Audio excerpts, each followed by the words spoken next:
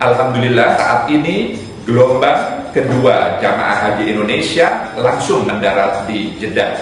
Kita bersyukur bahwa tahun ini kualitas hotel-hotel yang kita sewa semakin baik. Seluruhnya standar hotel bintang 3, bahkan beberapa itu bintang 4 dan bintang 5.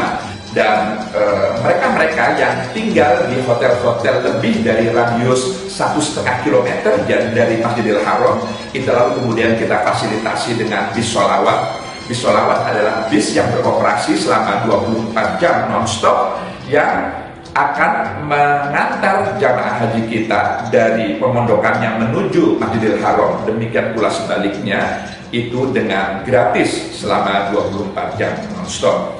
Hal lain juga yang patut kita syukuri adalah terkait dengan catering.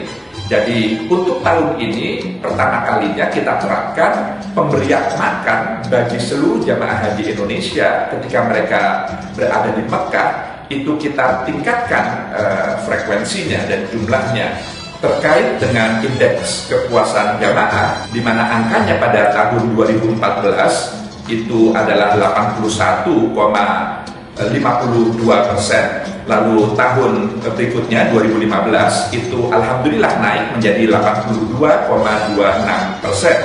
Dan tahun ini mudah-mudahan kita semua berharap kepuasan jamaah itu bisa meningkat dari tahun-tahun sebelumnya.